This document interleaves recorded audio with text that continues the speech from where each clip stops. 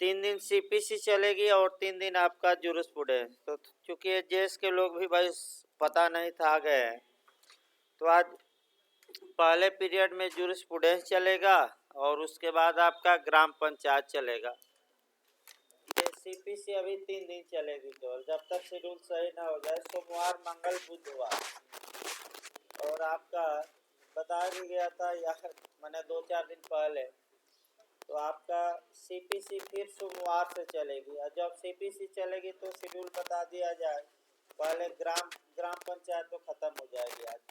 पहले आपका किराया नियंत्रण सोमवार से चलेगा, फिर सीपीसी चलेगी, उसके बाद सीआरपीसी चलेगी। और जिस दिन आपका जूरिस्प्रूडेंस चलेगा उस दिन पहले जूरिस्प्रूडेंस, उसके बाद माइनर चलेगा, ताकि आपका जो लोग एचजेएस दे रहे हैं आपका 9:45 बजे तक आए। मैंने अगर जूरिस्प्रूडेंस न पढ़ना हो तो आपका ये शेड्यूल भाई बताया गया था। आगे चेंजिंग होगी तो बताया जाएगा, क्योंकि थोड़ा समय भी और बढ़ाना है। तबीयत थोड़ा अब सही हो रही है तो जल्दी थोड़ा शेड्यूल और सही किया जाएगा। देखिए आपका जूरिस्प्रूडेंस में फिर एक बार नए लोग भी समझने का प्रयास करें। आपका जूरिस्प्रूडेंस थोड़ा कठिन जरूर है, लेकिन आसान भाषा में समझने का प्रयास करिए आप लोग। देखिए फिर 2-4 मिनट हम भूमिका बांधते हैं तब और बताते हैं। जो जूरिस्प्रूडेंस शब्द है ये आपका माने लैटिन के जूरिस्प्रूडेंसिया शब्द से बना है। और जूरिस्प्रूडेंसिया शब्द 2 शब्दों के मेल से बना है, एक जूरिस और दूसरा प्रूडेंसिया। ये बताया गया था आपको। और जूरिस का मतलब ला और प्रूडेंसिया का मतलब बताया गया था नॉलेज। अर्थात जूरिस्प्रूडेंस का जो वर्ड वाइज अगर हम मीनिंग देखें, माने शाब्दिक अर्थ देखें, तो उसका शाब्दिक अर्थ निकलता है आपका कि विधि का ज्ञान। अर्थात वह विषय जो हमें ला का नॉलेज कराए उसी को हम जूरिस्प्रूडेंस कहते हैं। चूँकि विधि कहाँ से आई, विधि होती क्या है, विधि कैसे बनी, विधि का स्रोत क्या होता है, ये तमाम बातें हमें जूरिस्प्रूडेंस बताता है, विधि शास्त्र बताता है। अतः हेराल्ड जे लास्की ने इसकी विशेषता बताते हुए यह कहा था कि jurisprudence is the eyes of law, यानी कि विधि शास्त्र विधि का क्या है, नेत्र है, आँख है। ये पूछा जा चुका है 2-3 बार क्वेश्चन, गलत न हो कि jurisprudence is the eyes of law किसने कहा, तो किसने बताया गया था, हेराल्ड जे लास्की। विधि क्या होती है, इस विषय पर विद्वानों में मतभेद रहा है और इसी मतभेद के कारण आपका 5 विचारधाराएं या 5 स्कूल या 5 पद्धतियां कहिए या 5 प्रकार के विद्वानों का जो वर्ग है उनको कितनी भागों में बांटा गया है, 5 प्रकार। पहला प्रकार जो विद्वानों का है वह नेचुरल स्कूल का है, प्राकृतिक विचारधारा का है, या नैसर्गिक विचारधारा या नेचुरल स्कूल। अब कंसेप्ट बना लीजिए भाई, जो लोग नए हैं एडमिशन लेंगे तो उनको ऐप से जोड़ दिया जाएगा और जो पुराने वीडियो हैं उपलब्ध हैं उसमें जूरिस्प्रूडेंस वाले बैच में। तो प्राकृतिक विचारधारा का थीम हम केवल बताएंगे 1 मिनट। प्राकृतिक विचारधारा कल्पना पर आधारित थी और ये मानती थी कि जो कानून बनाया जाता है वह मानव नहीं बनाता, पशु पक्षी भी नहीं बनाते, समाज भी नहीं बनाता, बल्कि ईश्वर या भगवान या गॉड या अल्लाह बनाते हैं। यानी कि विधि आपका भगवान की देन है और भगवान ने ही कानून बनाया है। अगर भगवान द्वारा बनाए गए कानून का कोई पालन नहीं करता तो ये प्रकृति या नेचर या भगवान उन्हें क्या करेंगे, दंडित। यानी कि कुल मिलाकर लोग दैवीय प्रकोप के कारण प्राकृतिक विचारधारा कहते हैं कि लोग भगवान के डर के कारण ही कानून का पालन करते हैं। और आज भी आप देख सकते हैं हर एक वर्ग में, चाहे मुस्लिम हो, हिंदू हो, ईसाई हो, हर एक वर्ग में आप देखें तो कुछ लोग ऐसे ज़रूर मिलेंगे जो अल्लाह के नाम पर, तो आपका ईसा मसीह के नाम पर, राम के नाम पर लोगों को डरवाते भी हैं। और आपका कह सकते हैं कि ये कहते हैं कि अगर ये करोगे तो भगवान क्या करेगा, तुम्हें ये कर देगा, यानी कि दैवी अप्रसाद का क्या बन जाओगे, भाजन। ये आपका पहला थीम है जो सबसे प्राचीन है। और आपका कह सकते हैं कि कौन सी विचारधारा हमने बता रखी है, नेचुरल स्कूल। प्राकृतिक विचारधारा का यानी कि कल्पना का विश्व में विरोध होता है, और विश्व में विरोध होता है कल्पना का, और दो प्रकार के विद्वान पैरल उत्पन्न होते हैं। एक जर्मनी में उत्पन्न होते हैं जिन्हें कि आपका कह सकते हैं हिस्टोरिकल स्कूल कहा गया, ऐतिहासिक विचारधारा, और एक इंग्लैंड में उत्पन्न हुई विचारधारा जिसे हमने कहा एनालिटिकल या विश्लेषणात्मक। यानी कि अब ये क्वेश्चन वाइज भी चलते रहना भाई, केवल पढ़ाना ही नहीं है, क्वेश्चन बाहर न जाए जूरिस्प्रूडेंस से, ये भी ध्यान रखना है।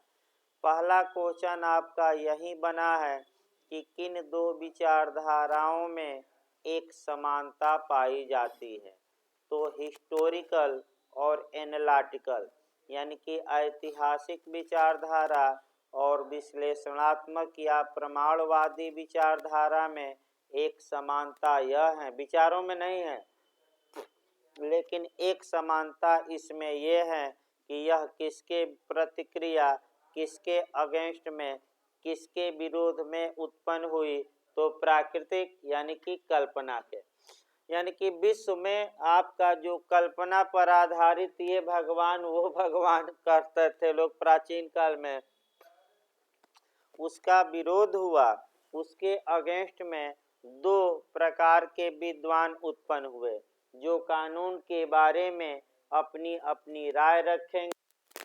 पहला याद रखिए, ऐतिहासिक विचारधारा कहाँ जन्म ली, जर्मनी में, और यही आपका पिछले टर्म पर हम पढ़ा रहे थे। ऐतिहासिक विचारधारा के पिता या फादर सेवनी माने जाते हैं। सेवनी ने ओकजिस्ट का या लोक चेतना का सिद्धांत दिया था, और ये पूरी तरह हम बता चुके हैं, लिखवाया भी जा चुका है। देखिए आपका जो हिस्टोरिकल स्कूल है, जो ऐतिहासिक विचारधारा है, उसका थीम 2 मिनट फिर समझिए। हिस्टोरिकल स्कूल या ऐतिहासिक विचारधारा का 4-5 थीम दिमाग में बैठा लेना है। पहला थीम, ये विचारधारा समाज द्वारा बनाए गए कानून को मान्यता देती है। दूसरा थीम, ये विचारधारा ये बताती है कि विधि बनाई नहीं जाती बल्कि समाज में पाई जाती है। ये पिछली बार यूपीजे में आया था कि किस विचारधारा का सिद्धांत है कि विधि मानव द्वारा बनाई संप्रभु द्वारा नहीं जाती बल्कि समाज में पाई जाती हैं, तो आप क्या मारेंगे, हिस्टोरिकल या ऐतिहासिक। ये विचारधारा ये बताती है कि विधि का निर्माण समाज स्वयं करता है, तो कैसे करता है, तो कस्टम या प्रथा के आधार पर, यूजेज या रूढ़ के आधार पर, ट्रेडिशन या परंपरा के आधार पर।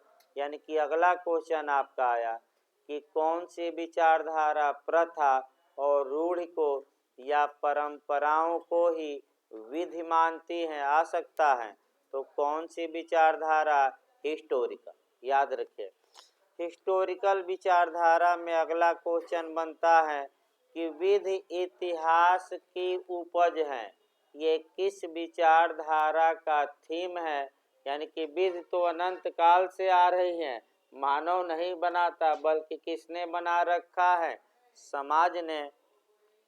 तो विधि इतिहास की उपज है अगर आ जाए तो कौन सी विचारधारा मार कराएंगे? ऐतिहासिक। फिर क्वेश्चन यहाँ जो अच्छा क्वेश्चन बनता है, ऐतिहासिक विचारधारा के अनुसार लोग कानून या लॉ का पालन क्यों करते हैं?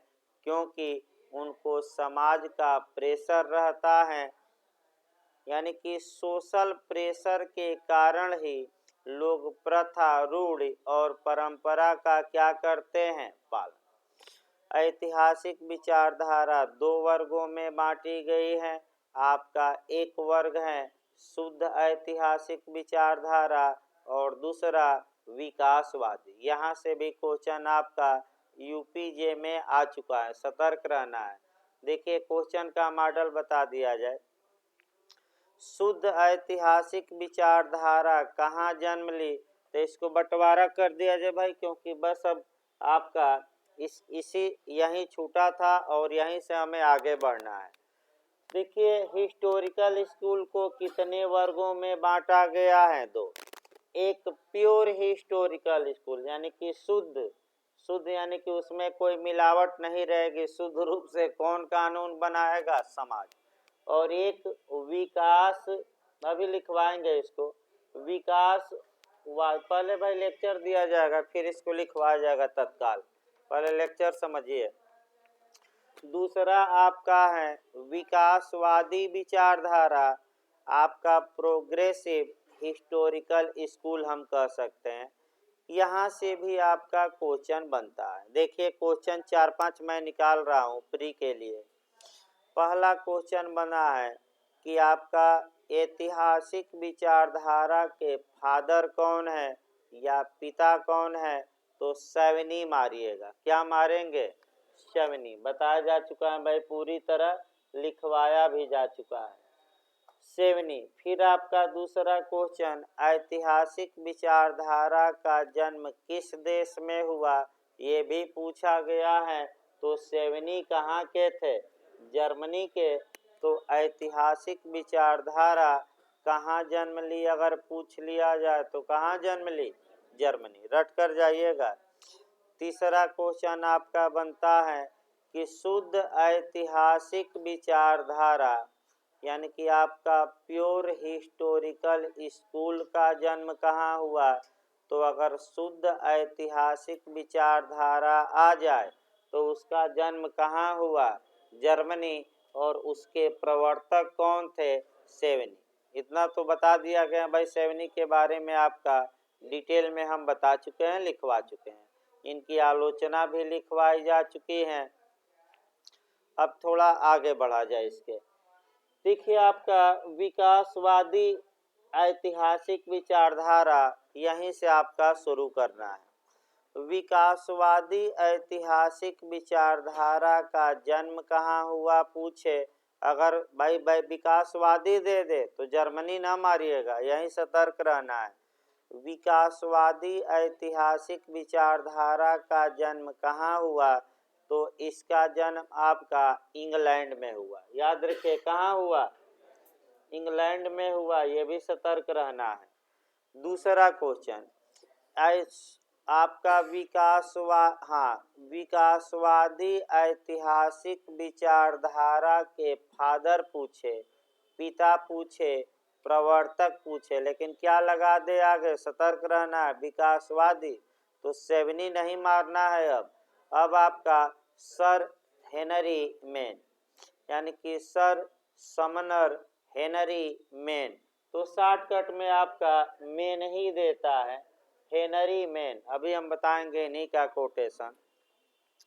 सर हेनरी मेन शुद्ध ऐतिहासिक विचार नहीं, आपका विकासवादी ऐतिहासिक विचारधारा के फादर माने जाते हैं, पिता माने जाते हैं, ये याद रखना है। अगला क्वेश्चन इस पर बनता है कि शुद्ध नहीं विकासवादी ऐतिहासिक विचारधारा कहाँ जन्म ली? तो सर हेनरी मेन जहाँ के होंगे वहीं जन्म ली। तो अगर विकासवादी पूछ ले तो आप क्या मारेंगे? इंग्लैंड। 4 क्वेश्चन बनाया गया।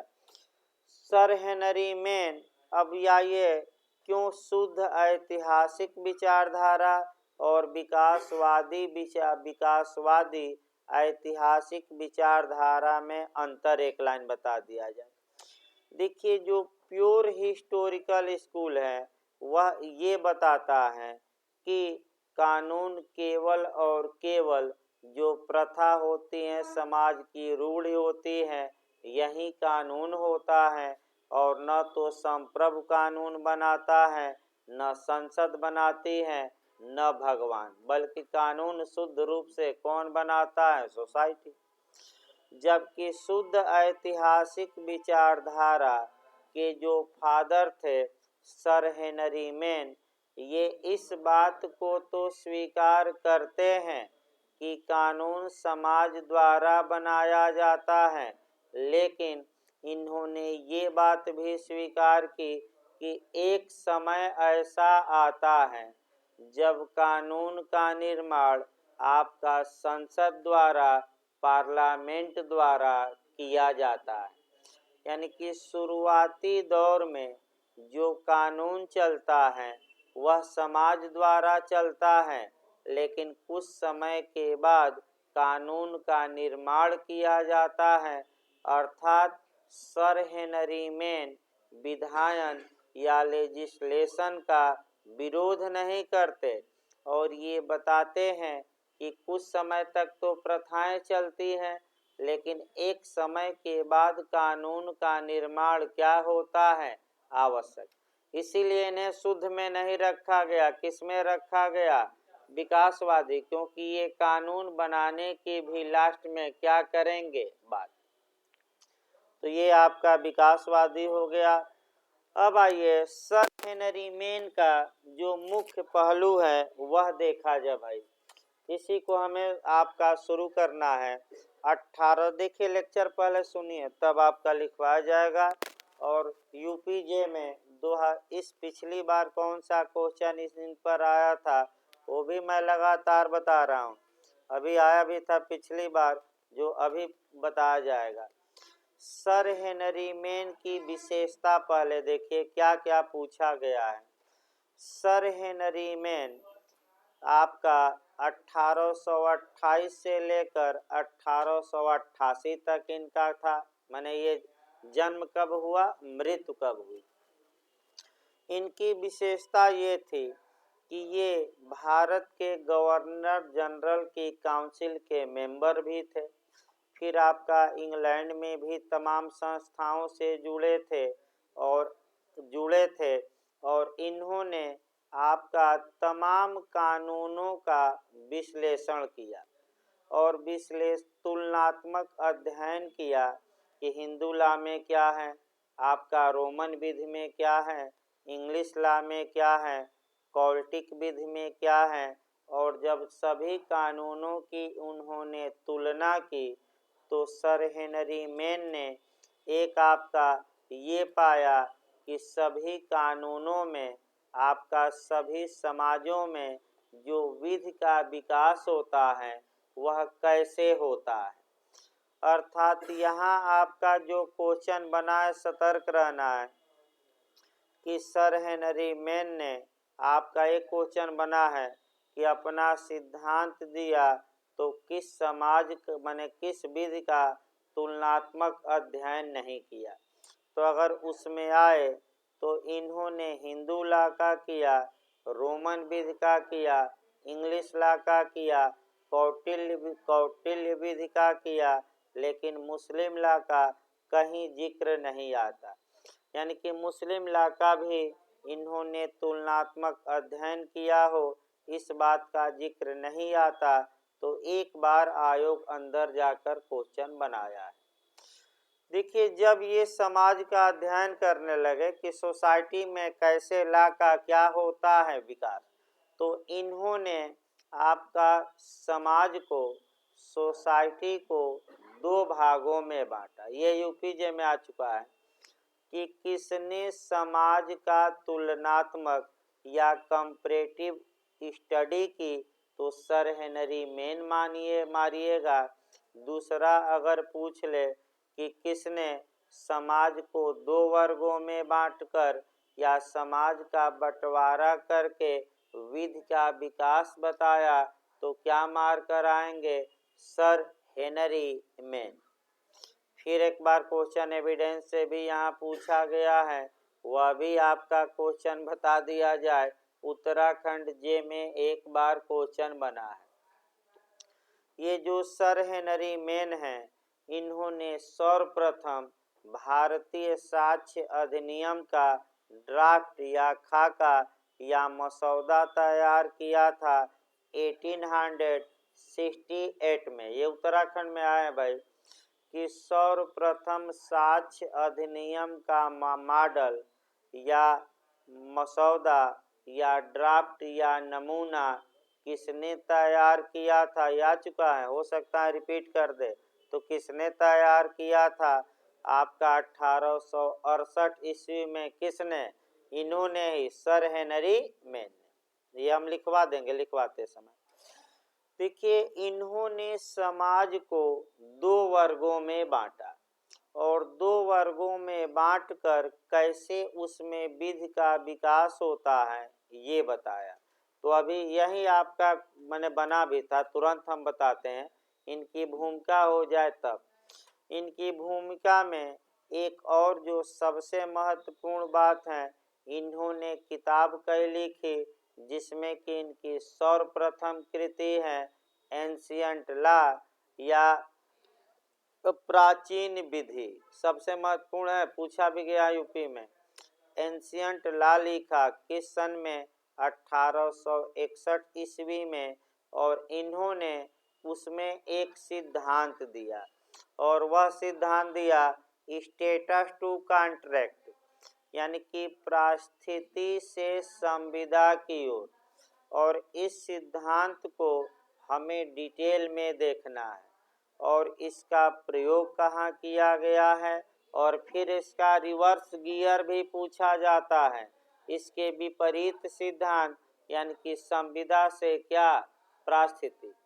और इसी पर शुद्ध रूप से रिजर्वेशन को भी जोड़ना पड़ेगा। और वर्तमान में जो आईपीसी की धारा 497 को अवैध घोषित किया गया है, वह भी आपका स्टेटस टू कॉन्ट्रैक्ट में जोड़ना पड़ेगा। और भी तमाम चीज़ें हम जोड़ेंगे, कोरिलेट करके बताएंगे।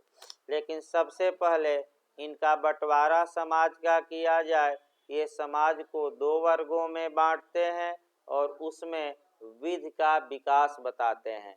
तो पहले बंटवारा करके कॉन्सेप्ट और उसके बाद विकास बता देना है। देखिए भाई, आपका यही यूपीजे में इस बार पूछा गया था क्रम मिलाने के लिए, गलत न हो। सर हेनरी मेन ने समाज को कितने वर्गों में बांटा? दो। और उसमें विधि का विकास बताया। एक प्राचीन समाज या स्टैटिक सोसाइटी या आदिम समाज या प्राचीन समाज कह सकते हैं या स्थिर समाज, गलत न हो। स्थिर आ जाए, प्राचीन आ जाए, आदिम आ जाए, घबराना नहीं है। या स्टैटिक सोसाइटी और दूसरा प्रोग्रेसिव सोसाइटी, यानी कि विकासशील समाज। विकासशील समाज, विकासशील समाज यानी कि प्रोग्रेसिव सोसाइटी, गलत ना हो। तो कौन को इन्होंने समाज को कितने वर्गों में बांटा? दो। कौन कौन वर्ग था? एक स्थिर समाज और दूसरा प्रगतिशील। ये तो याद रहे, ये भी यूपीजे में आ चुका है। अब देखिए अगला नियम आपका, इन्होंने ये बताया कि प्राचीन समाज हो चाहे विकसित समाज हो, 4 चरणों तक दोनों समाजों का विकास आपका एक ही तरीके से होता है। यानी कि आपका 4 चरण तक, हम अभी बताएंगे, 4 चरण तक जो समाज का विकास होता है, विधि का विकास समाज में, वह सेम होता है, चाहे वह आदिम समाज हो या नया समाज हो। लेकिन 4 चरण के बाद और 3 चरण होते हैं और 3 चरणों में प्राचीन जो समुदाय है या समाज है, इसका विकास 4 चरण तक रुक जाता है और विकासशील समाज का विकास 4 चरण के बाद आगे बढ़ता है और कहाँ तक पहुँचता है? 3 चरण। यानी कि प्राचीन समाज के लिए ये कितना चरण बताते हैं? 4। और आपका विकासशील समाज के लिए कितना चरण बताते हैं? 7। तो ये भी सतर्क रहना, सातों सबके लिए नहीं है, किसके लिए? फिर एक बार समझिए, प्राचीन या स्टैटिक सोसाइटी में विकास विधि का विकास कितने चरणों तक केवल होता है? 4, और इसके बाद रुक जाता है। लेकिन जो विकासशील समाज होगा, ये 4 चरण उसमें भी चलेंगे, लेकिन विकासशील समाज का विकास और आगे बढ़ता है और कितने चरणों तक चलता है? और 3। तो कितने चरण टोटल हो गए? 7। प्राचीन के लिए कितने और विकासशील के लिए? 7। अब यही चरण पीसीजे में पूछा था, क्रम से याद करना पड़ेगा। देखिए, पहले 4 चरण हम बताते हैं। पहला आपका चरण है थेमिस्ट। दूसरा चरण है आपका प्रथा। तीसरा चरण है विधि का ज्ञान पुरोहितों द्वारा। यही क्रम से याद रखना। देखिए, मैं लिखवाऊंगा, इस विधि का ज्ञान पुरोहितों द्वारा। और चौथा है कोडिफिकेशन या संहिताकरण। भाई रट कर जाए, यही आपका 2018 में जो पूछा गया था, क्रम मिलाने के लिए आया था कि कौन सा क्रम या कूट सही है। तो पहला क्या है? थेमिस्ट। दूसरा क्या है? प्रथा। तीसरा क्या है? विधि का ज्ञान किसके द्वारा? पुरोहितों द्वारा। चौथा क्या है? संहिता का। इसी को आपको समझना भाई अच्छे से। देखिए, कह करके भाई दिमाग में बैठाइए, जूरिस्प्रूडेंस है और आपका बता दिया जाए। सबसे कठिन इस समय सब्जेक्ट चल रहे हैं। सीआरपीसी भी सबसे कठिन है, जूरिस्प्रूडेंस भी सबसे कठिन है और सीपीसी भी। इसका फायदा आपका ये होगा कि यूपीजे आते आते अगर कठिन सब्जेक्ट आप निपटा लेंगे तो आसान तो बाएं हाथ का खेल है, जब चाहेंगे तब निपट जाएगा। और ये सब सब्जेक्ट जल्दीबाजी में नहीं पढ़ने चाहिए, एकदम शांत भाव से और स्थिर भाव से पढ़ने पर ही आएगा। स्पीड बढ़ा देने पर आपका आधा लोगों के सिर के ऊपर से निकल जाएगा। तो उदाहरण भी देखते रहिए। अब 4 चरण तो अब याद कर लेंगे, रिपीट करेगा तो क्रम कौन सा। अब आइए थेमिस्ट से हम शुरू करते हैं। ये जो थेमिस्ट शब्द है आपका, देखिए फिर एक बार, सर हेनरी मेन ने, चाहे आदिम समाज हो चाहे विकासशील समाज हो, इन्होंने हिंदू लॉ का अध्ययन किया, इंग्लिश लॉ का किया, कॉर्टिक विधि का किया, रोमन लॉ का किया, और सब में एक समानता पाई कि कैसे समाज 2 प्रकार का होता है और दोनों में जो विधि का विकास होता है वह कैसे होता है। तो दोनों में विधि का विकास का पहला चरण क्या होता है? थेमिस्ट। अब थेमिस्ट जानिए क्या होता है।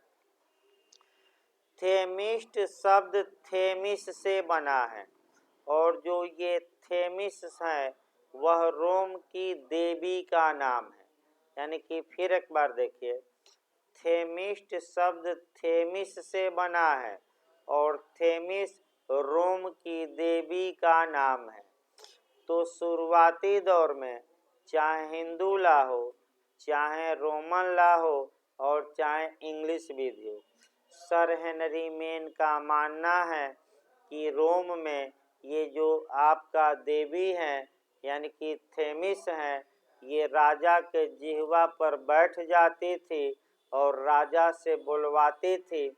इसका मतलब ये हुआ कि राजा जो भी बातें बोलता था, जो भी आदेश देता था, वह स्वयं नहीं बोलता था, बल्कि ये जो रोम की देवी थेमिस है वह उन्हीं का वाक्य था।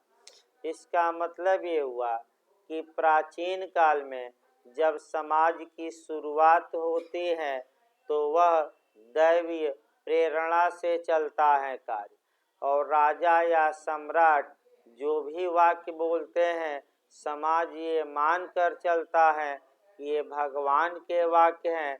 और रोम में तो सर हेनरी मेन बताते हैं कि देवी जी किसके जिह्वा पर बैठ गई, राजा के, और राजा जो बोलता है वही क्या है, कानून है।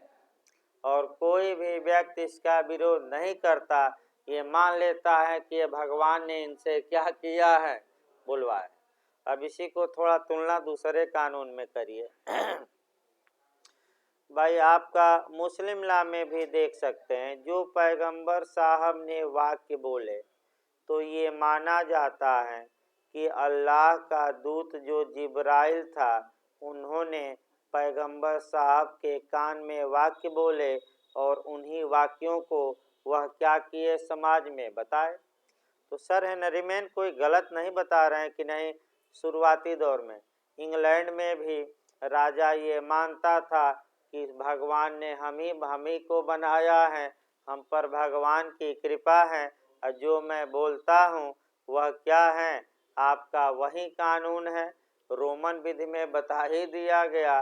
और आपका कह सकते हैं कि हिंदू लॉ में भी प्राचीन काल में जो राजा बोलते थे ये माना जाता था कि राजा में ईश्वर का क्या है, अंश होता है। यानी कि शुरुआती दौर में आपका, फिर याद रखिए, जो विधि का विकास होता है वह आपका कल माने ये माना जाता है कि जो आपका भगवान है या देवी है, जो भी राजा बोलता है वह स्वयं के वाक्य नहीं होते, बल्कि किसके वाक्य वो होते हैं, भगवान के या देवी के। तो थेमिस्ट तो आ गया ना कि फिर बताया जाए। भाई न समझ में आए तो जिसको भी न समझ में आए एक बार बता दे, मैं दोबारा तिबारा 50 बार बताऊंगा जब तक दिमाग में न बैठे। एक बार इसमें कोई बुराई नहीं है, यहाँ आप लोग आए हैं तो शांत बैठने के लिए नहीं, आपका इसलिए आए हैं कि न समझ में आएगा तो हम क्या करेंगे, सर से पूछेंगे। वैसे मैं प्रयास करता हूँ कि पूछने की नौबत ही ना आए, यानी कि न बांस रहेगी और न बांसुरी। हर एक एंगल से बता दिया गया, ये किताब में भी नहीं मिलेगा कि आपका इतना व्यापक जितना बताया जा रहा है, कोरिलेशन भी नहीं मिलेगा। दूसरा देखिए, प्रथा। दूसरा चरण आपका सर हेनरी मेन के अनुसार प्रथा होती है। प्रथा, अब प्रथा क्या होती है ध्यान से समझिए। अब देखिए राजा अब जो भी बोलता था शुरुआती दौर में, ये माना जाता था कि भगवान या जो थेमिस थी यानी कि जो देवी जी थी उन्हीं के वाक्य को राजा बोला है। तत्पश्चात तमाम मामले राजा के पास जाते थे और राजा उन मामलों में एक ही प्रकार का निर्णय देता था, और ये माना जाता था कि राजा नहीं, ये तो देवी जी निर्णय दिलवा रही हैं। अब ये जो राजा के समादेश थे माने काफ़ी एकत्रित हो गए। अब लोग ये जान गए कि अगर ऐसा मामला राजा के पास जाएगा तो राजा ऐसे मामलों में यही फैसला देगा। तो वह जो राजा के मुख से निकली बातें थी द्वितीय चरण में, चाहे स्टैटिक सोसाइटी हो या प्रोग्रेसिव हो, ये माना जाने लगा कि ये जो प्रथाएं हैं अब समादेश बन गई हैं, या ये जो समादेश हैं राजा के वाक्य हैं, राजा के निर्णय हैं, ये प्रथा बन गए हैं, रूढ़ी बन गई हैं। और लोग पहले से अब क्लियर रहते थे कि अगर ऐसा मामला राजा के पास जाएगा तो पुराने आदेश ये हैं और उसी के अनुसार राजा क्या करेंगे, आपका कह सकते हैं कि फैसला देंगे। इसी में एक वर्ग उत्पन्न होता है जिसे कुलीन वर्ग कहा जाता है, और जो कुलीन वर्ग हैं धीरे धीरे वह राजा का खास बन जाता है और राजा को सलाह देने लगता है कि ये करिए। और राजा यानी कि इसका मतलब ये हुआ आसान भाषा में कि अब कुछ समाज में चाटुकार आ जाएंगे, आसान भाषा में, अब वो नहीं कि ये लीगल भाषा में नहीं बताया जा रहा है। कुछ चाटुकार आ जाएंगे जो राजा ये मान कर चलेंगे कि हम जो राजा को सलाह देंगे वही राजा क्या करेंगे, फैसला देंगे। यानी कि फिर एक बार आइए, कुछ कुलीन तंत्र अब आ जाएगा। कुलीन तंत्र का मतलब ये हुआ कि कुछ आ जाएंगे, आपका कह सकते हैं आपका कुछ वर्ग उत्पन्न होगा समाज में जो राजा का बहुत खास हो जाएगा और राजा के फैसलों को प्रभावित भी करेगा। और ऐसी दशा में आपका ये यानी कि कुल मिलाकर एक लाइन में ये कहा जाए कि जो राजा पुराने समादेश या आदेश या फैसला दिया है अब वह क्या बन गया, प्रथा, और समाज उसको क्या करने लगा, धीरे धीरे फॉलो। चलिए, समाज धीरे धीरे फॉलो करने लगा और किस तंत्र की उत्पत्ति हुई धीरे धीरे, कुलीन तंत्र। यानी कि जो आपका तीसरा जो आपका चरण आता है विधि का ज्ञान पुरोहितों द्वारा। विधि का ज्ञान पुरोहितों द्वारा का मतलब ये हुआ कि अब समाज में जो लोग कुलीन तंत्र के लोग थे वह समाज के बहुसंख्यक समुदाय पर आपका आधिपत्य कर लेते हैं। यानी कि कुछ अल्पसंख्यक लोग, कुछ मुट्ठी भर लोग या कुछ जो मात्रा में कम लोग हैं वे लोग पूरे समाज को हायर कर लेते हैं और यही लोग शासन चलाने लगते हैं। यानी कि कुल मिलाकर 10% लोग ही किस पर शासन चला रहे हैं, 90% पर। इसका मतलब ये हुआ कि 10% लोग ये मान चुके हैं कि हम ही कानून के ज्ञाता हैं, हम ही शासक हैं और जो मैं कहूँगा ये 90% मूर्ख जनता मानने के लिए क्या बैठी है, तैयार। यानी कि एक वर्ग समाज में उत्पन्न हो गया जिसे हम पुरोहित वर्ग से सर हेनरी मेन कहते हैं। भाई हम नहीं कह रहे हैं, सर हेनरी मेन क्या कह रहे हैं उसे, पुरोहित वर्ग। और ये संख्या में बहुत कम होता है लेकिन सब पर क्या करता है, आपका शासन का दावा करता है और ये फैसला लेना शुरू करता है। जब आपका ये जो अल्पसंख्यक वर्ग हैं, जो कम लोग हैं, बहुसंख्यक पर जब शासन करने लगते हैं, बहुसंख्यकों पर अत्याचार करने लगते हैं तो बहुसंख्यकों द्वारा इन अल्पसंख्यकों के खिलाफ या पुरोहितों के खिलाफ विद्रोह किया जाता है। यानी कि विद्रोह उत्पन्न होता है और विद्रोह के परिणाम स्वरूप पुरोहितों का शासन समाप्त होता है और बहुसंख्यकों का शासन क्या होता है, स्थापित। और तब आपका चौथा चरण कौन आता है, कोडिफिकेशन। कोडिफिकेशन मतलब क्या, संहिताकरण। यानी कि संहिताकरण का मतलब जैसे कि आप लोग CRPC पढ़ रहे हैं, the code of criminal procedure, वो भी संहिताकरण है। IPC पढ़ते हैं, आपका इंडियन पेनल कोड, वो भी कोड मतलब संहिताकरण। आप CPC पढ़ रहे हैं, वह भी कोड। तो कोड या संहिता का मतलब भी यहाँ जानना है। संहिता का मतलब ये हुआ कि एक विषय से संबंधित जो नियम है एक जगह उस कानून में क्या कर दिए जाते हैं, एकत्रित। यानी कि जितने लॉर्ड मैकाले जब IPC बना रहा था तो उसके दिमाग में जितने अपराध आ गए सबको 511 धाराओं में क्या किया, समेट दिया, इसलिए IPC बड़ी हो गई। जब CRPC बनने लगी तो वह भी कोड है। यानी कि प्रक्रिया के बारे में क्रिमिनल जितने नियम थे कहाँ रख दिए गए, CRPC। सिविल मामलों में प्रक्रिया से संबंधित सभी नियम कहाँ रख दिए गए? सीपीसी। तो सर हेनरी मेन का मानना है कि चौथा चरण जो चाहे स्टैटिक सोसाइटी हो और चाहे प्रोग्रेसिव, जो चौथा चरण होता है वह किसका होता है? कोडिफिकेशन का।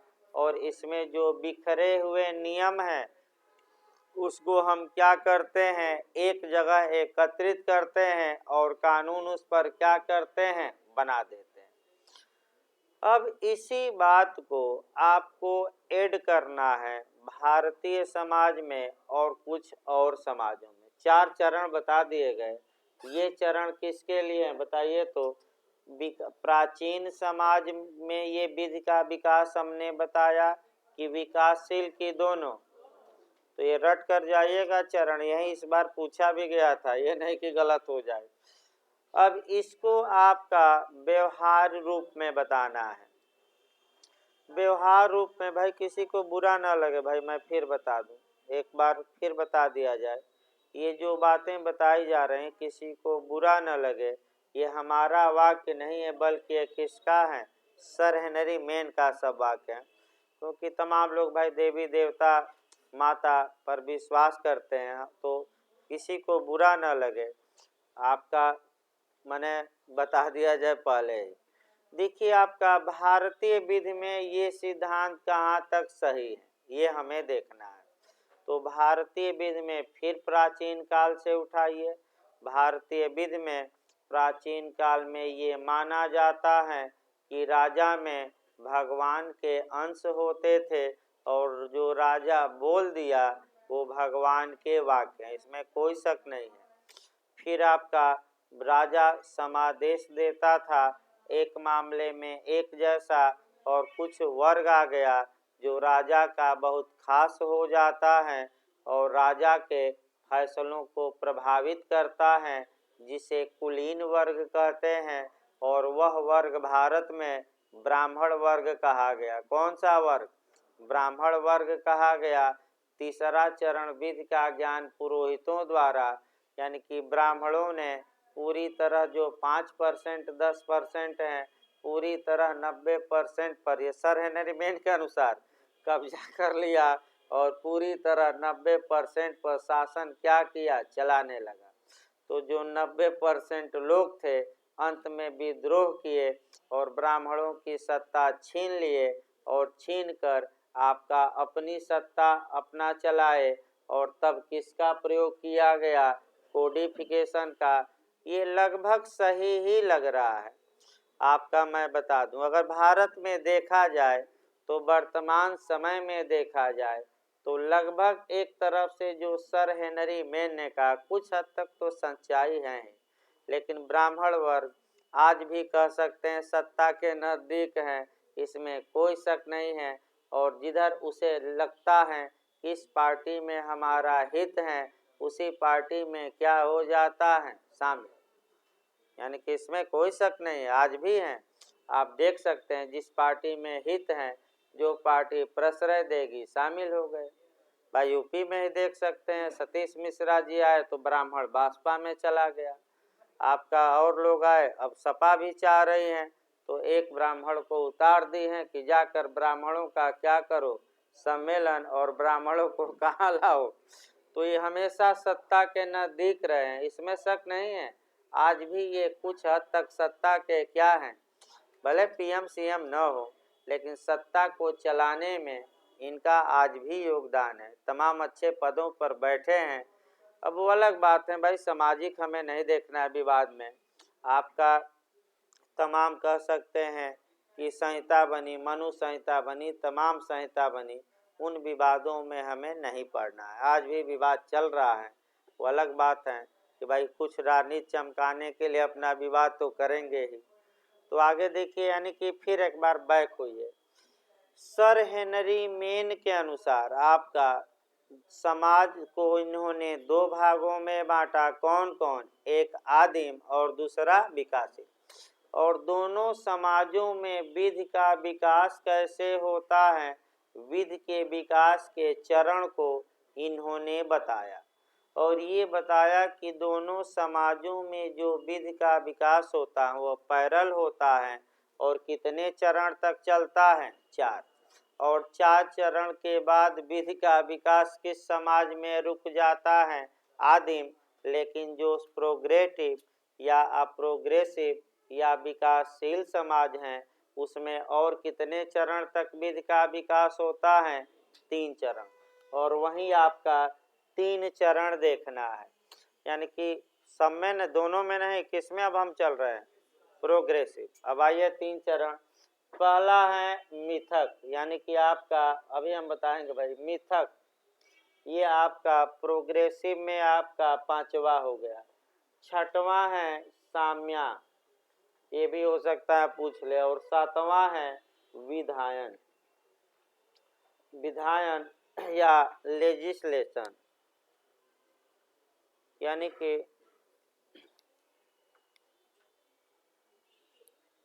हेलो, हाँ भाई साहब, हाँ रुके, हम भेज रहे हैं उनको। हेलो, हाँ भाई साहब भेज रहे हैं, वो लिए हैं कागज, वो जा रहे हैं आधा घंटा में आपके पास। हाँ वो बात किए थे उनसे, हाँ तो वो जा रहे हैं कागज लेकर आपके पास। अभी हम उनको फ़ोन कर दे रहे हैं, वो पहुंच जाएंगे 10 मिनट 15 मिनट में। ठीक।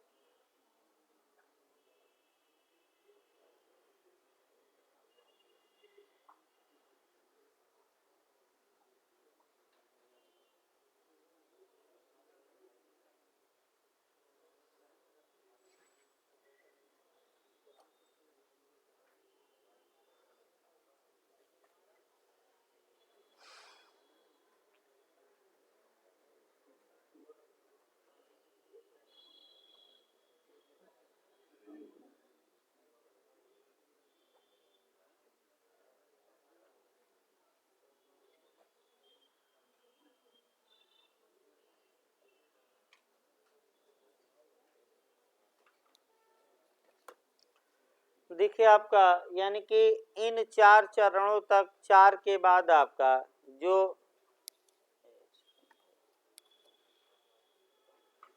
हेलो नमस्ते, वहीं वो चले जाइए वहाँ कागज लेकर, वो फ़ोन आया था उनका, रविंदर जी का, वो जो रविंदर सिंह है, तो कागज लेकर वहाँ चले जाइए। ठीक ठीक है, हम बता दे रहे हैं, कितना देर लगेगा। ठीक ठीक है, हम फ़ोन कर दीजिए उनको कि हम आधा घंटा में आ रहे हैं। ठीक ठीक ठीक ठीक।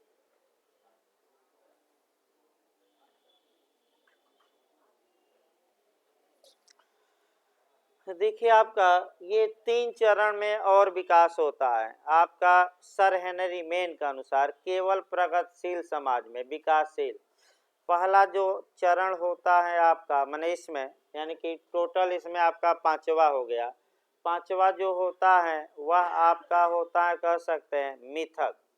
एक सेकंड देख ले भाई, सही है ना, नहीं तो पता लगा कि,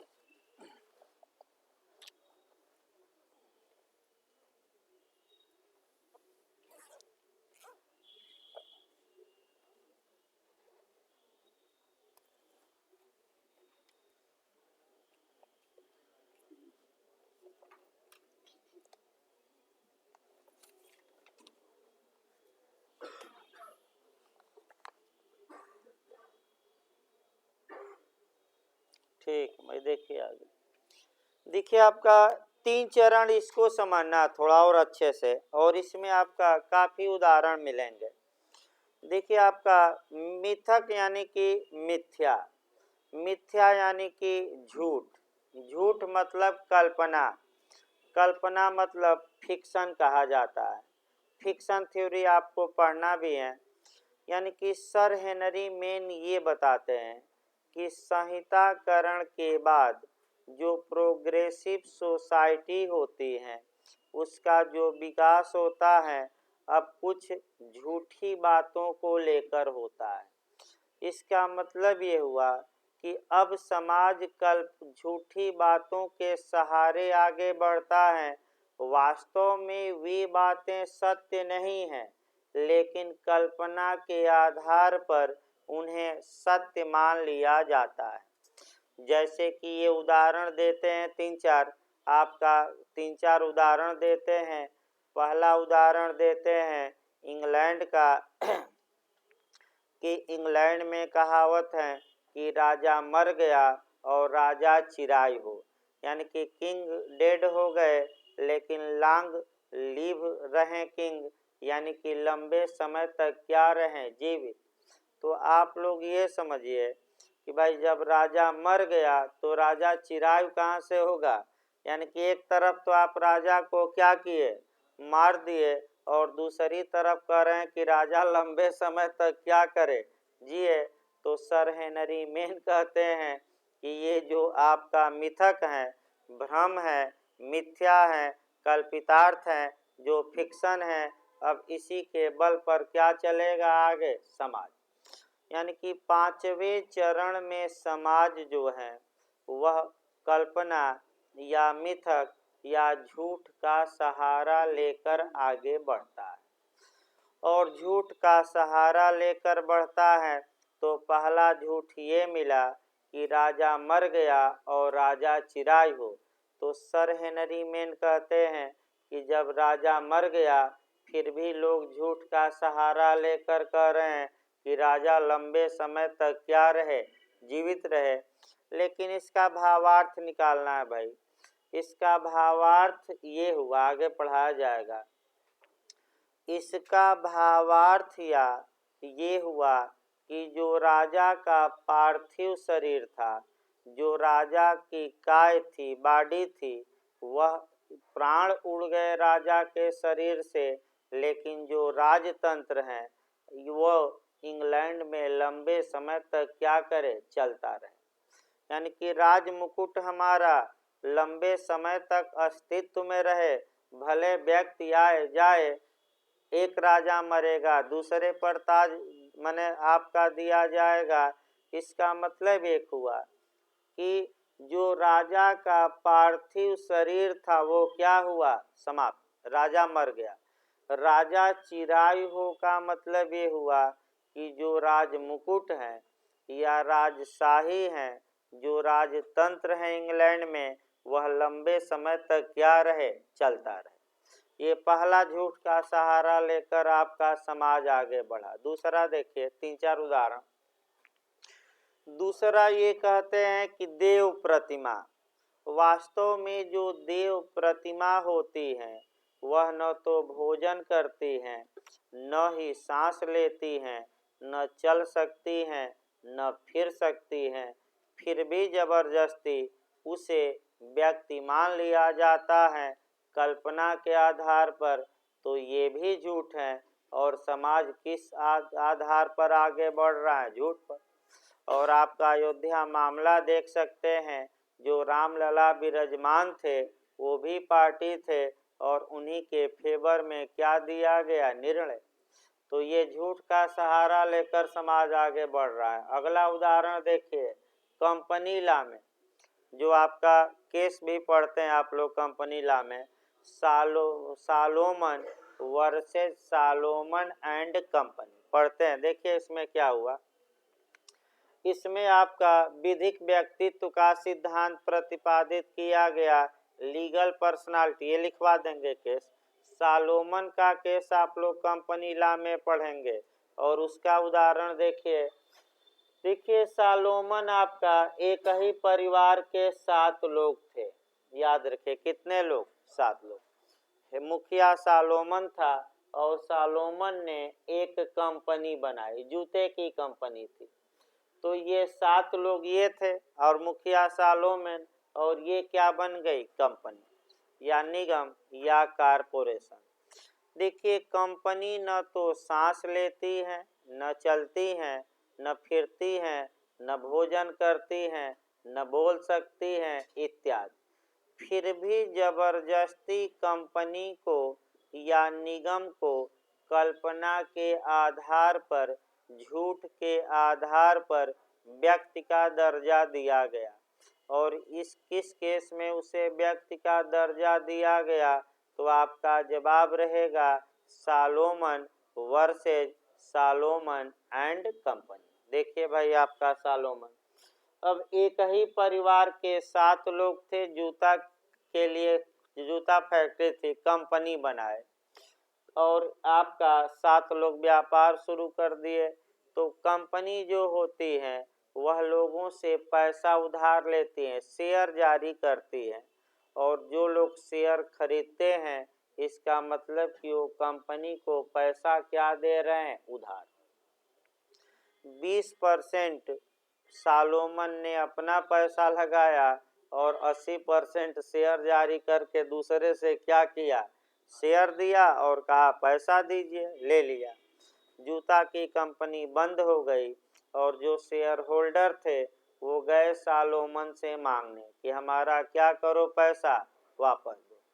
तत्पश्चात देखिए सालोमन बार बार यही कह रहा था कि हजूर मैं प्राकृतिक व्यक्ति हूँ, मैं अलग हूँ, पृथक हूँ, सेपरेट हूँ, और कंपनी अलग व्यक्ति हैं, कंपनी अलग व्यक्ति हैं और मैं अलग व्यक्ति। ये मुझे पैसा थोड़े दिए हैं, ये किसको पैसा दिए हैं?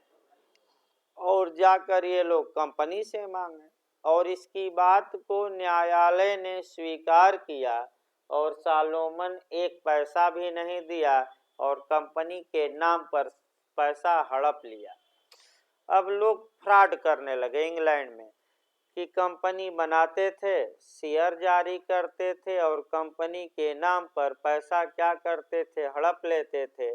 और जब जाइए पैसा मांगने तो यही कहते थे कि हमने तो पैसा आपने पैसा किसको दिया था? कंपनी को। जाकर कंपनी से मांगिए, और कंपनी तो केवल मिथक है, कल्पितार्थ है, फिक्शन है, कहीं दिखाई नहीं देती, बस नाम चलता है भाई। तो 1916 ईस्वी में, ये 1897 का केस था भाई, ये कब का था? सालोमन का। 1916 ईस्वी में फिर एक वाद आया और वह केस था आपका डेमलर कंपनी का केस। कॉन्टिनेंटल बताया जाएगा पूरा आगे। डेमलर कंपनी का केस आया जिसमें ये बताया गया कि लिफ्टिंग द कारपोरेट बिल, यानी कि पर्दा उठाने का सिद्धांत या निगमन के आवरण को हटाने का सिद्धांत या आपका अवगुंठन का सिद्धांत या पर्दा हटाने का सिद्धांत आया। पर्दा हटाने का सिद्धांत का मतलब ये हुआ कि अब इसी में बंटवारा कर लीजिए, बीच में पर्दा लगा दीजिए। इधर 7 परिवार कुनबा है सालोमन का, इधर कंपनी, और कंपनी के नाम पर कौन खा रहे हैं? सालोमन। तो 1916 में केस आया और कहा गया कि कुछ दशाओं में कंपनी के नाम पर जो वास्तव में कार्य किया है ये पर्दा क्या किया जाएगा? हटाया जाएगा, और कंपनी के लिए इन व्यक्तियों को क्या ठहराया जाएगा? जिम्मेदार। नहीं तो ललित मोदी, नीरव मोदी, आपका कह सकते हैं कि विजय माल्या, सब इसका सहारा ले लेते कि हमें बैंक दिए हैं। बैंक तो किसको कर्जा दिए हैं? कंपनी को। लेकिन अब आ गया ये जो बीच में पर्दा लगा है कंपनी व्यक्ति, ये कुछ दशाओं में क्या किया जा सकता है? इसी को कहते हैं लिफ्टिंग द कारपोरेट विल, या पर्दा हटाने का सिद्धांत, या शुद्ध हिंदी में निगमन के आवरण को हटाने का सिद्धांत। और इसी को आप फिल्मों में भी देख सकते हैं। आपका देखिए फिल्मों में एक मामला चला था मी टू, सुने कि नहीं? बहुत प्रसिद्ध रहा मी टू। मी टू का मतलब कि मुझे भी। तो आइए देखा जाए पर्दा का सिद्धांत आपका फिर मी टू, सुने कि नहीं कभी? कहाँ से शुरुआत हुई थी? इंटरव्यू में उस समय पूछा जा रहा था अमेरिका से। तो देखिए आपका मी टू क्या होता है। एक उदाहरण फिल्मों का पर्दा लगा दिया जाए। देखिए भाई, पर्दा के पीछे का सीन है, आपका पर्दा के आगे का। तो आपका ये रिया चक्रवर्ती जी आती हैं भाई, कोई फॉलोअर नाराज ना हो, और आपका पर्दे के आगे आती हैं, अपना डांस करती हैं, गाना गाती हैं, तमाम चीज़ें करती हैं, और पर्दा के पीछे क्या है, तो अब क्या बताया जाए। पर्दा के पीछे आपका 2 बूंद लीजिए और 2 बूंद लेकर क्या रहिए, मस्त रहिए। यानी कि 2 बूंद यानी कि ड्रग्स लीजिए, 2 आपका हशीश लीजिए, जो भी हीरोइन लीजिए, अफीम लीजिए, लेकिन 2 बूंद या 2 इंजेक्शन लीजिए, तो ये पर्दा के पीछे का काम है। तो देखिए आपका भाई माने अब तो देखिए आपका आलोकनाथ जी का एक उदाहरण बताते हैं मीटू पर।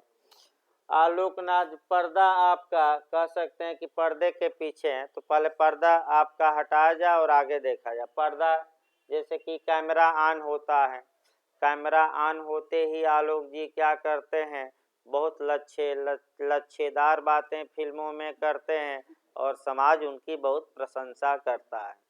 तत्पश्चात पर्दा क्या होता है, ये कैमरा आप उसके बाद क्या जाते हैं माने पर्दे के पीछे, और पर्दे के पीछे जाकर आपका छेड़खानी करते हैं इत्यादि बातें। यानी कि मीटू का मतलब ये हुआ कि जब एक ही पुरुष पर कई औरतें एक ही बार आरोप लगाएं कि मुझे भी छेड़ा, मुझे भी छेड़ा, मुझे भी इसी को हम क्या कहते हैं, मीटू। तो अब इसी को भाई मीटू कहा जाता है।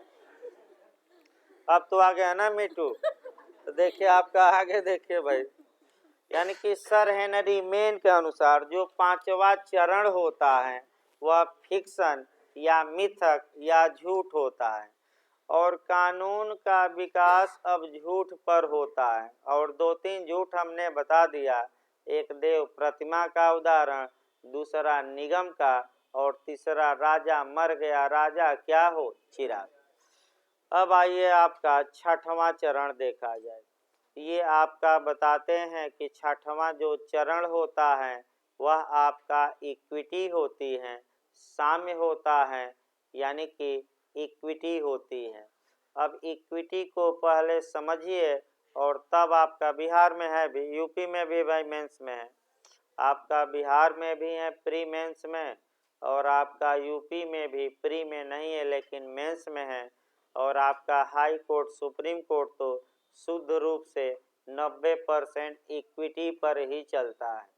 तो पढ़ाया जाएगा आपका एक, देखिए एक पीरियड में बता दिया जाए।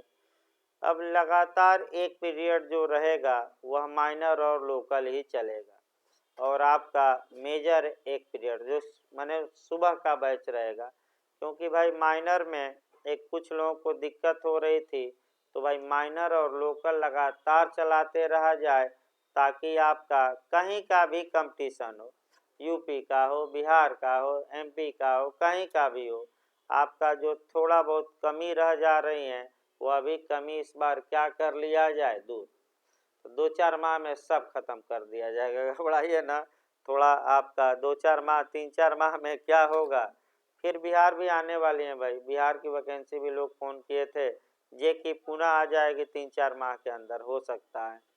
और यूपी का देखिए मार्च या अप्रैल में निश्चित है, या तो मार्च में आ जाए या अप्रैल में, तो ये निश्चित है आना, इसमें कोई शक नहीं है। और आप लोग अभी से प्रयास करिए कि जिनको देना है ये कम से कम सब्जेक्ट क्या करिए, तैयार। देखिए भाई आगे आपका साम्या को पहले समझिए। जो इक्विटी शब्द हैं ये साम्य शब्द हैं, ये लैटिन के एक्विटास से बना है, याद रखें लैटिन के किस से, एक्विटास। एक्विटास का मतलब होता है समता, समता मतलब बराबरी, बराबरी मतलब प्लेन कर देना, या प्लेन कर देने का मतलब हुआ समतल कर देना। तो भाई किसको समतल किया जाता है, तो पहले खेत का उदाहरण देखिए। मान लीजिए खेत में आपका ट्रैक्टर से जुताई हुई, और जुताई के बाद प्लाऊ लगाकर उसको क्या किया जाता है, मिट्टी को बराबर, यानी कि जहाँ भी मिट्टी उखड़ खाबड़ होती है उसको लास्ट में क्या किया जाता है, बराबर। तो बस वहीं एक लाइन दिमाग में बैठा लेना है, इक्विटी का भी काम यही है। जहाँ विधि में खुरदुरापन है उस खुरदुरेपन को दूर करना। ये कानूनी भाषा में नहीं है, अब कानूनी भाषा में देखिए, विधि जहाँ है ही नहीं या जहाँ कानून में कमी है तो इक्विटी या साम्य क्या करता है, उस कमी को क्या करता है, पूर्ति कर देता है। जैसे उदाहरण के रूप में आपका बिना मांगे हक देना, तो आपका जैसे सुप्रीम कोर्ट ने अयोध्या के मामले में बिना मांगे आपका माने मुस्लिम पक्षकारों को 5 एकड़ जमीन दे दी, तो आप लोगों को दिमाग ला के हिसाब से तो लगाना चाहिए कि आखिर बिना मांगे अनुतोष क्या मिल सकता है। तो उच्चतम न्यायालय इक्विटी कोर्ट भी है और न्याय के लिए वह कुछ भी कर सकता है और किसी को बिना मांगे भी राइट दे सकता है ताकि समाज में जस्टिस स्थापित हो। इसी को तो इक्विटी कहते हैं कि जहाँ कानून न हो वहाँ न्यायालय जो उचित समझे कर सकते हैं। तो इक्विटी विधि का विरोध नहीं करती, हमेशा विधि का अनुगामी है और विधि में जो आपका गैप रहता है उसी को क्या करती हैं, पूरी। अतः इक्विटी आपका बिहार में भी आया था, गुड कंसेंस पर आधारित है। इक्विटी का आधार पूछा था तो क्या गुड कंसेंस मतलब कि जो अंदर से बात निकले, यानी कि जो बातें दिल से निकले, अंतःकरण से निकले, गुड कंसेंस से निकले, जो न्यायपूर्ण हो, साम्यपूर्ण हो, उचित हो, उसी को हम क्या कहते हैं, इक्विटी। इक्विटी का जन्म आपका ये भी पूछा है जाता है बिहार में, इक्विटी का जन्म रोम में हुआ और रोम में इसका जन्म का श्रेय प्रेटरों को जाता है। भाई नए नए शब्द हैं, किसको जाता है, प्रेटर। तो इक्विटी का जन्मदाता कौन देश है, रोम, और किसने जन्म किया, प्रेटर। सर हेनरी मेन कहते हैं कि जो इक्विटी रोम में जन्म ली वह धीरे धीरे इंग्लैंड में आ गई और इक्विटी का प्रयोग इंग्लैंड के कौन से किस कोर्ट को इक्विटी न्यायालय कहा जाता था, बिहार में तो कई बार पूछा है, चांसरी कोर्ट जो इंग्लैंड में था उसे किस नाम से जाना जाता था, इक्विटी कोर्ट के नाम से। लेकिन 1873 और 1875 में, दो सन याद रखना बिहार में कई बार आया है, 1873 और 1875 में दो कानून बने, द जुडिकेटर एक्ट, हिंदी में कहा जाता है न्याय तंत्र अधिनियम, हिंदी में भाई न्याय तंत्र अधिनियम, और इंग्लिश में द जुडिकेटर एक्ट।